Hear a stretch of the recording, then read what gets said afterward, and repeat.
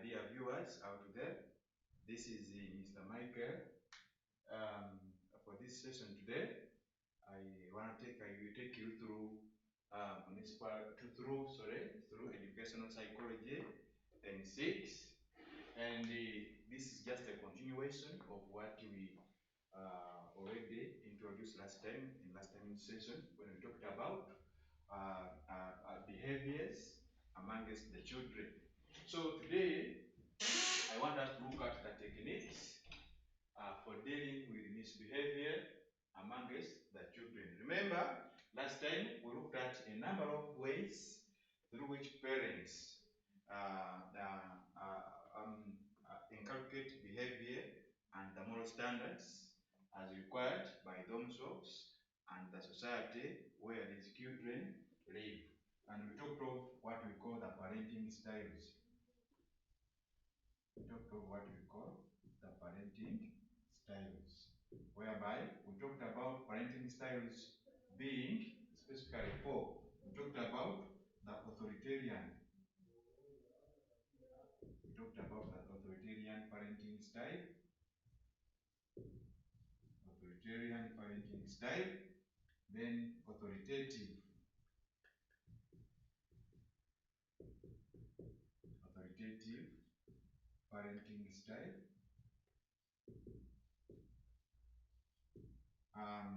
Then there's what we call permissive parenting style. And then number 4 is what we call uninvolved parenting style. Dear my learners, as we said last time, because I remember last time explaining each one of these parenting styles very well. So what you should do is to make sure that you master the proper explanation and how each style can be applied by parents and possibly educators as they are trying to involve and improve these children's behaviors to be acceptable, yes, in societies where they live and where they stay, and also not to be termed as misfits in the society. So let us look at some of the techniques for these parents and some other educators. You know, we have two kinds of educators. We have informal educators and also the formal educators. Informal educators can be those people that are significantly found at home, including parents and other siblings of this particular child. Also taking care of this child by involving him or her in the most appropriate way of how he or she should behave in the society or in particular social groups. Yes, and also the formal type of educators is where you find educators that are specifically found in, for example, daycare centers or at daycare centers. Yes, where these children are always being taken away from home when they go to acquire extra opportunities, for example, stimulating their cognitive skills and also the psychomotor and also the fine motor skills, as we said last time. So today, let us look at the techniques. The techniques applied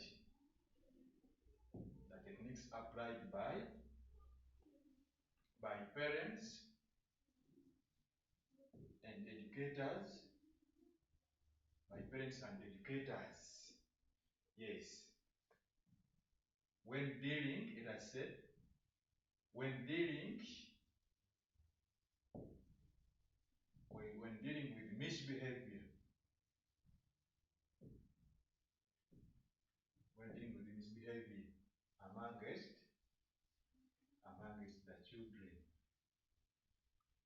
amongst the children. Yes, let us look at this. Remember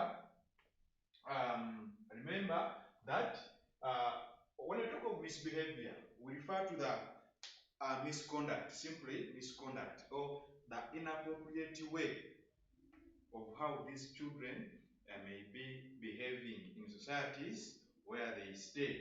Yes. So the inappropriate misbehavior include also some of the misuse of the required moral standards. It can involve misuse of the required moral standards by, for example, parents of these particular children, and also they may be necessarily they not be necessarily biological parents, but also people around these children are also considered to be parents, especially the adults. They are also seen to be parents, these particular children, because they involve these children um, in a number of aspects through which they can be able to get acquainted with the moral standards of where they stay. So one of these techniques we shall talk about is we shall talk about reinforcement. Reinforcement. Number two, can talk about redirection. We shall talk about ignoring. Yes. We shall talk about is what we call corporal punishments. Corporal punishments. We shall talk about also time out. Is what we call time out. Is what we call also taking away privileges. Sorry, taking away privileges. Yes, this is D. Taking away privileges from a child. Can also say special time. Can say special time as another one. Then we shall also say number 8. We shall talk about star chart. Shall talk about the star chart. And then number 9, specifically 9, specifically 9, we shall talk about discussion. Shall talk about discussion. So briefly, let us try to go through these 9. Let us try to go through these 9 techniques that can be applied by parents and also the educators in trying to see that they improve the children's ways of conduct, how they conduct themselves in the most appropriate way that's acceptable in societies where they stay. Then, when we talk of reinforcement, to reinforce means to make stronger or to make strong. Yes, to reinforce means to make strong. So, when we talk of reinforcement, what do we mean? Reinforcement means strengthening the possibility. Yes, it means strengthening the possibility,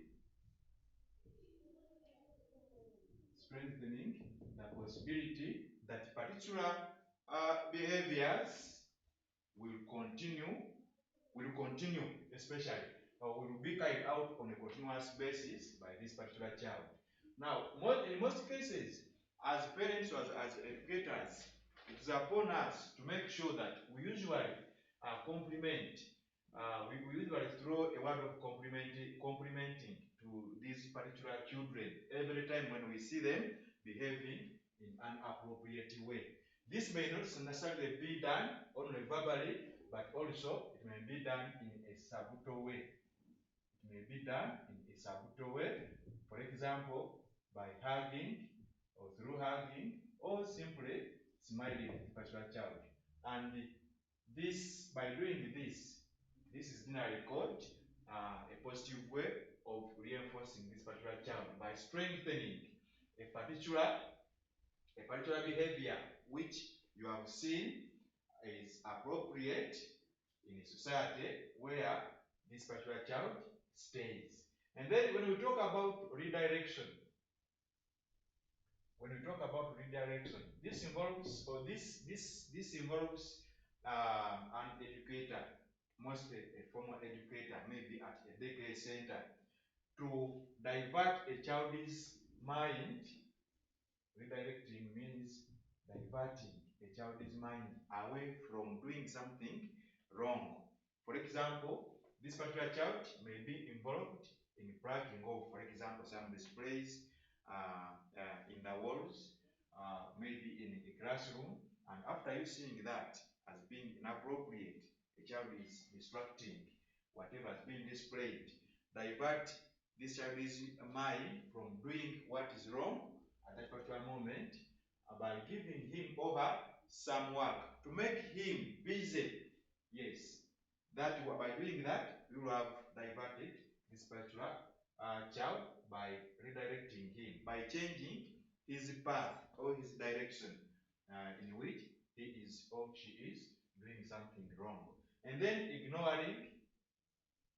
When we talk of ignoring, this is mostly practiced by both formal and informal educators. As we said, informal educators can be parents and other siblings at home of this particular child, and informal educators can be maybe teachers at home at any of the daycare centers where this particular child was taken for some extra opportunities, maybe stimulating his or her cognitive skills. So for this case, this particular technique that is called ignoring sometimes looks ineffective, but for sure it's effective.